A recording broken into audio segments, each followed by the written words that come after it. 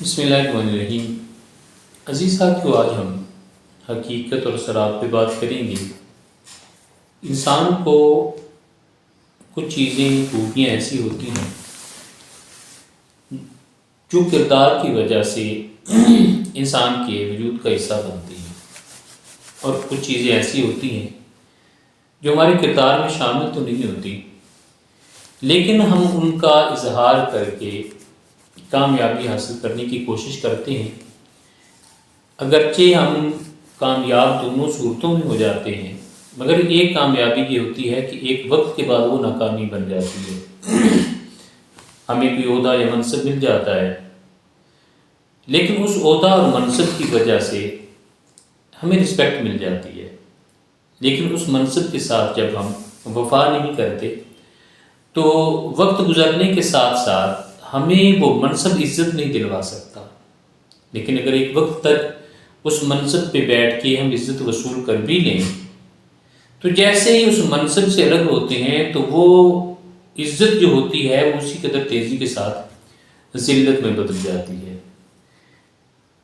اور اگر انسان کو یہ عزت کردار کی وجہ سے ملتی ہے تو انسان زندہ نہ بھی رہے تو انسان کا نام ضرور زندہ رہتا ہے۔ اس کی ایک بہت بڑی مثال ہمارے سامنے نوشیروان عادل بادشاہ کی ہے۔ نوشیروان عادل بادشاہ آغاز میں کوئی اتنا اچھے کردار کا یا اچھے اعمال کا حامل نہیں تھا۔ اس نے اپنے 7 بھائیوں کو اس وجہ سے قتل کروا دیا تھا کہ وہ 7 بھائی اس کی بادشاہی میں حصہ دار نہ بن جائیں یا اس کی بادشاہی میں کمزوری کا سبب نہ بن جائیں۔ یہ نوشیروان عادل بادشاہ ایک مرتبہ اپنے مصاحبین کے ساتھ جنگل میں شکار کے لیے نکلا۔ شدید گرمی کے دن تھے تو یہ اپنے ساتھیوں سے الگ ہو گیا اور اپنا گھوڑا دوڑاتے ہوئے پیاس کی شدت میں یہ ایک باغ میں پہنچ گیا۔ جب باغ میں پہنچا تو وہاں پر اس کو ایک بچہ نظر آیا تو اس بچے سے کہنے لگا کہ بیٹا مجھے ایک سے ایک انار لا کے دو۔ وہ بچہ گیا، وہ ایک انار لے کے آیا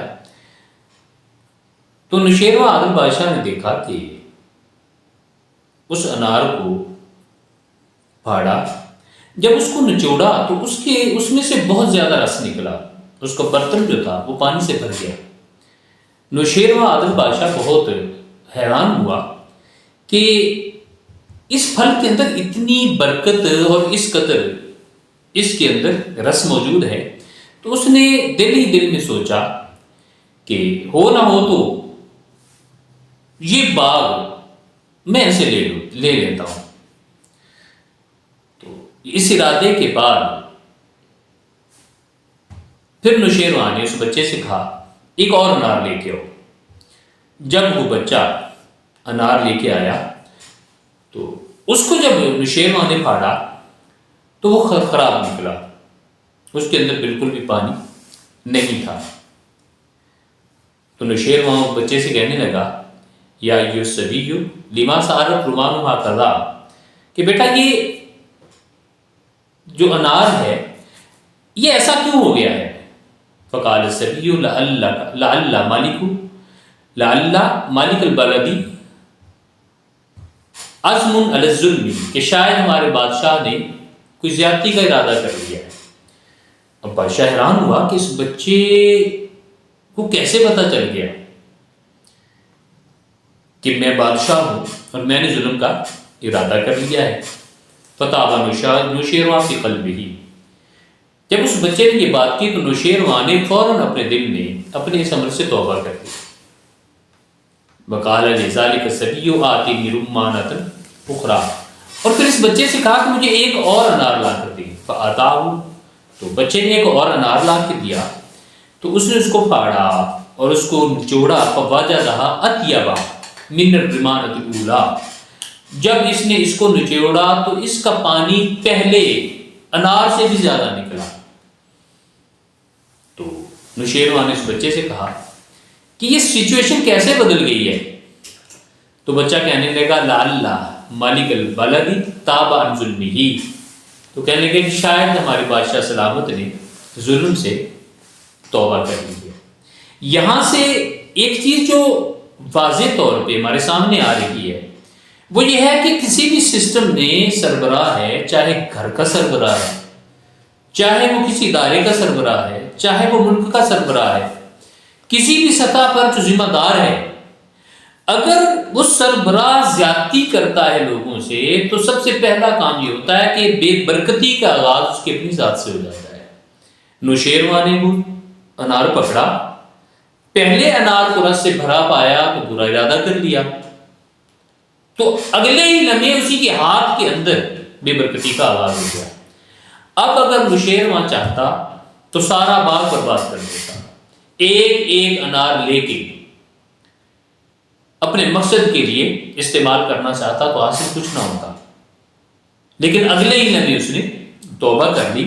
آج بھی یہی ہے، ہم جس سسٹم میں ہیں اگر اس سسٹم سے ہم ظلم کر رہے ہیں تو یاد رکھیں ہم سارا سسٹم کھا بھی جائیں تو ہمارا پیٹ نہیں بھرے گا، لیکن اگر ہم اگلے لمحے اپنے عمل سے تائب ہو جائیں، ایک ناکامی کو دیکھ کر فوراً توبہ کر لیں تو اللہ تبارک و تعالیٰ برکت لوٹا دیتا ہے۔ اب نوشیروان نے دل میں توبہ کر لی تو اگلا جو انار تھا اس کا پانی اس سے بھی زیادہ نکلا، تو نوشیروان نے اس بچے سے پوچھا کہ اب یہ کیسے بدل گیا؟ تو اس نے کہا کہ شاید بادشاہ سلامت نے اپنے ارادہ سے توبہ کر دی۔ تو نوشیروان جو تھا وہ بڑا حیران ہوا کہ یہ بچہ جو ہے یہ عین میرے دل کے حالات کے مطابق گفتگو کر رہا ہے۔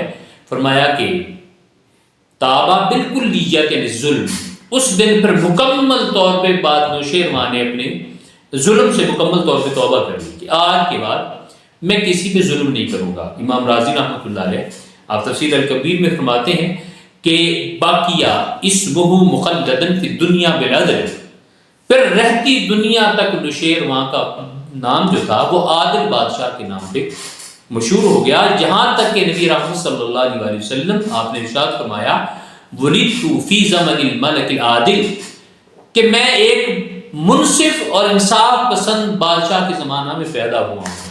تو آخر الزمان نبی صلی اللہ علیہ وسلم تک اس بندے کی شہرت آ گئی اور رسول اکرم صلی اللہ علیہ وسلم کی حدیث کا حصہ بن گئی۔ تو انصاف ایسا بڑا عمل ہے، عدل ایسا بڑا عمل ہے، ہم چاہے چھوٹے لیول پہ بیٹھے ہیں یا بڑے لیول پہ بیٹھے ہیں، جس وقت ہم ظلم کرتے ہیں تو وہیں سے بے برکتی کا آغاز ہو جاتا ہے۔ اللہ تبارک و تعالیٰ ہمیں انصاف پسند بننے کی توفیق عطا فرمائے۔